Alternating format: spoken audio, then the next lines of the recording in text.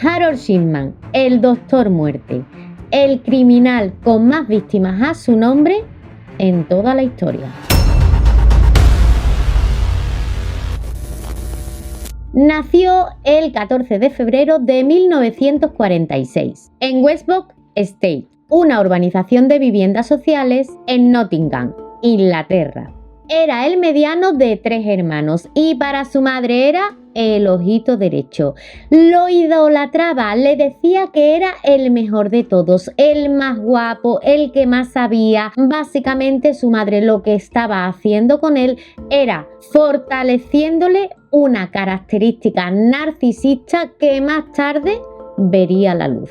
En los estudios realmente no era una persona que destacara de todos los niños de la clase, pero sí es cierto de que era muy constante. Era una persona que se enfocaba en lo que quería y luchaba hasta conseguirlo. Durante su adolescencia vio cómo el doctor iba continuamente a su casa a ver cómo evolucionaba su madre Vera, que tenía un cáncer de pulmón. En estas visitas el médico llegaba, le administraba una dosis prudente de morfina para, digamos, apaciguar los dolores que ella tenía con relación a la enfermedad. El problema es que a los 17 años ya la enfermedad pudo con ella y acabó muriendo.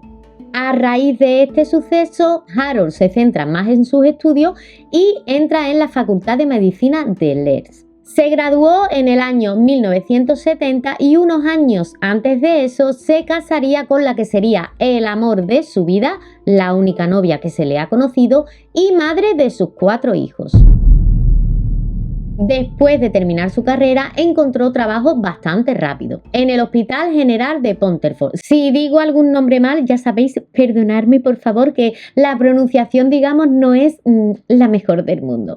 Bueno, comenzó a trabajar en este hospital como médico en 1974. Tengo que deciros que estuvo robando, bueno, no robando, más bien lo que hacía era que él mismo se hacía unas recetas falsas que después iba a recoger al apartado de los medicamentos y él mismo pues se automedicaba, vamos a decirlo así, con peditamina, que es algo parecido a la morfina, para que me entendáis.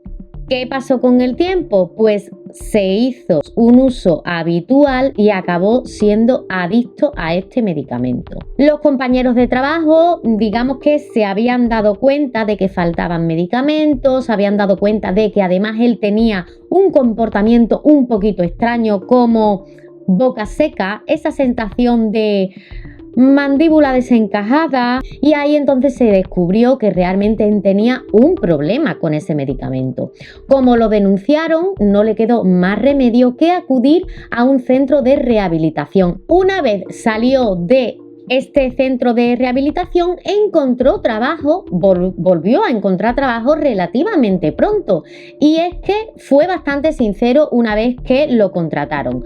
Le dijo a sus compañeros y al que era su jefe: oye, mira, yo soy médico, soy muy buen médico, pero he tenido este problema con este medicamento y ya estoy completamente recuperado. Eso hizo que el resto de los compañeros y todo lo que sería el centro médico alabaran que el hombre se sincerara con una cosa realmente tan delicada, ¿no? En el centro médico, que se llamaba Donnybrook o algo así, estuvo trabajando algo más de una década, pero digamos que a él se le quedaba un poquito ya cortito y prefirió pues abrir su propia clínica, una clínica en la que podía hacerse cargo más en profundidad de todos sus pacientes, con el que realmente él solía tener bastante esmero. Con los pacientes, por lo visto, era bastante agradable, era una persona que se desvivía por hacer su trabajo bien, pero había ciertos compañeros de trabajo que tenían como una especie de un tira y afloja con él. A veces lo tachaban de que era un hombre soberbio, era un hombre desagradable, que le gustaba llevar la razón. Harold era tan meticuloso que él se quería encargar absolutamente de todo. De ahí que con el tiempo abriera su propia clínica para él hacerse cargo de todo. Y vamos a decir que bajo esa apariencia, al menos física, de bonachón, Pues allá donde este hombre iba se respiraba muerte. Sí, o sea, como os lo cuento y como os lo digo.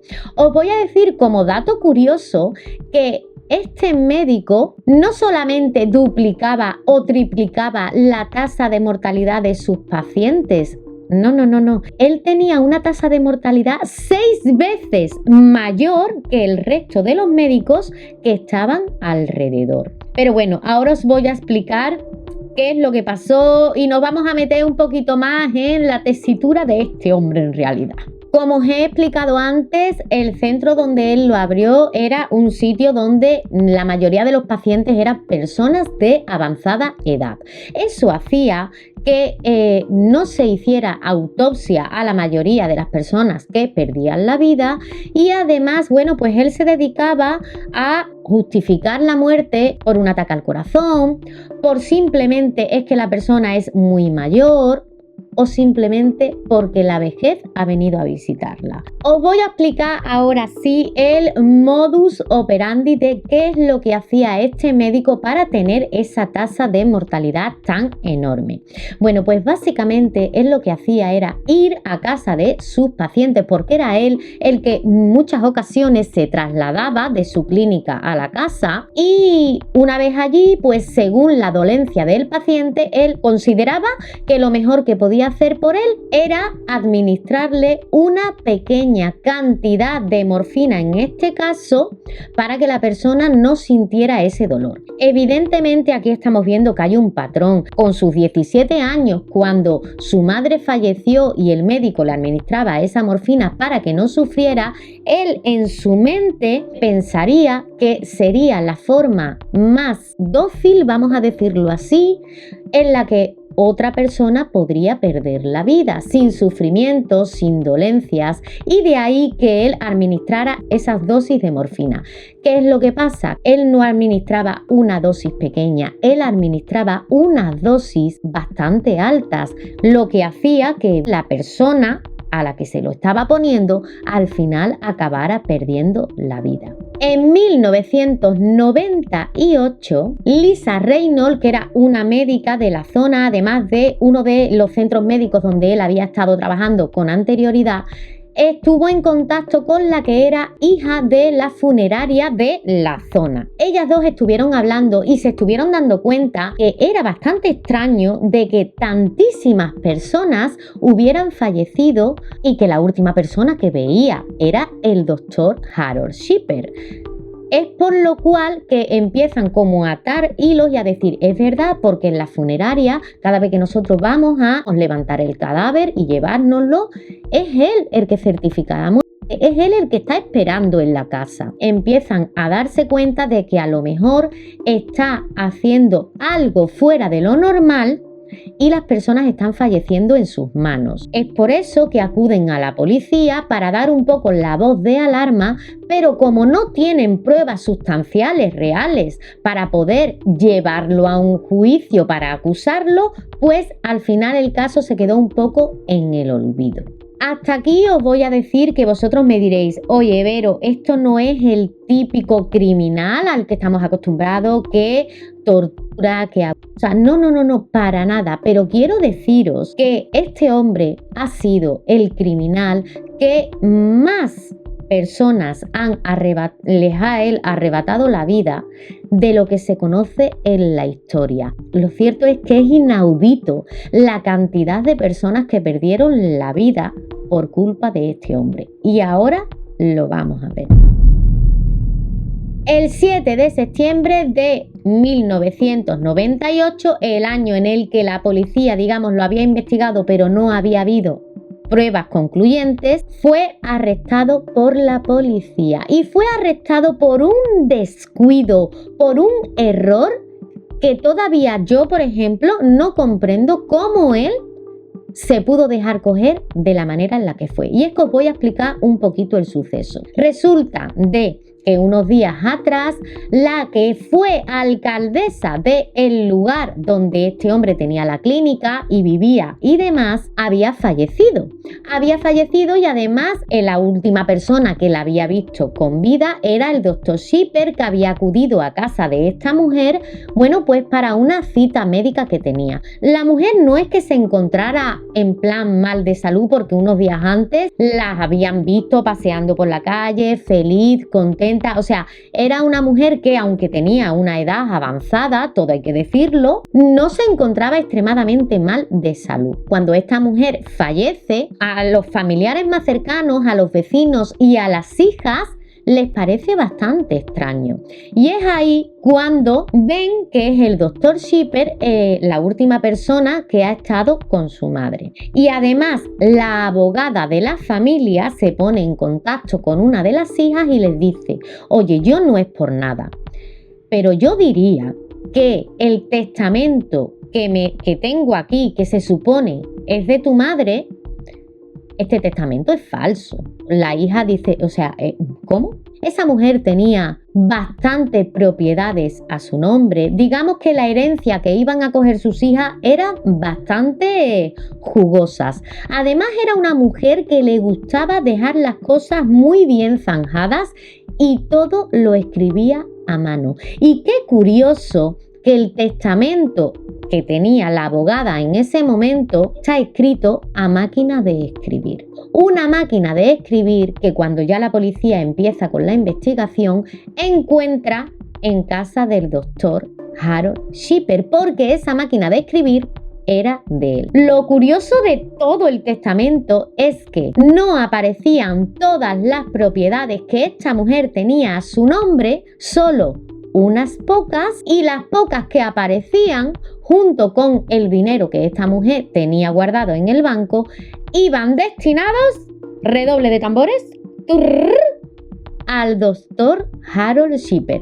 Hombre, un poquito sospechoso, ¿no? Esta víctima, que por cierto se llamaba Caitlin Grundy, tengo que comentaros que sus hijas no la habían querido incinerar, como la mayoría de las víctimas del doctor Shipper, ¿vale? Y viendo todo lo que estaba transcurriendo con el testamento y las cosas raras que veían y que la policía ya sabía del doctor, lo que hicieron fue exhumar el cuerpo. Ahí se descubrió, pues, que lógicamente esta mujer había fallecido por sobredosis de un medicamento que era el que él utilizaba a la hora de arrebatarle la vida a sus víctimas. Con toda esta investigación abierta, la policía pues empieza, digamos, a recabar información de todos los lugares donde este hombre ha ejercido como médico, y tirando un poquito del hilo se dan cuenta que a su nombre hay firmas de certificados de defunción, de fallecimiento. Se ve y se sabe que los registros de su salud no eran malos. Se estima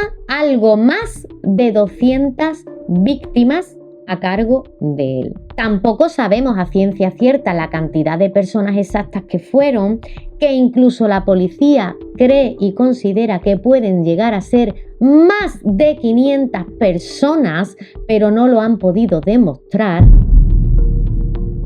El 31 de enero del año 2000 fue acusado de 15 penas de muerte. Ya sabemos lo que eso significa. Básicamente que te vas a llevar todo el resto de lo que te quede de vida dentro de la cárcel. Pero os aviso ya que eso no sucedió así. Como dato curioso os voy a contar que durante todo el tema del juicio él siempre se declaró inocente. Él dijo que nunca le había hecho daño a nadie, que había ejercido como médico y que su afán era ayudar a las personas, y que al fin y al cabo donde él ejercía era un lugar donde la tasa de mortalidad era muy alta, porque las personas que acudían a su centro médico eran personas de avanzada edad.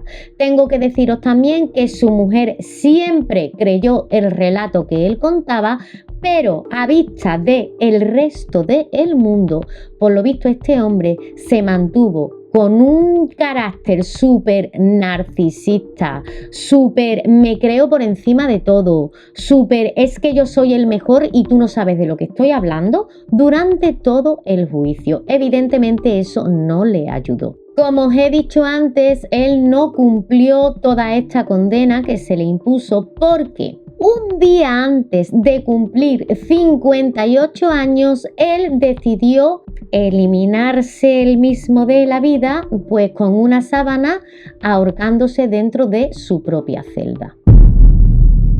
Y hasta aquí el caso del criminal con más víctimas de toda la historia. Sé que no es un caso, como hemos visto en el canal, pues demasiado morboso, pero creo y consideraba que debía de estar aquí. Quiero leer en comentarios qué opináis de todo esto.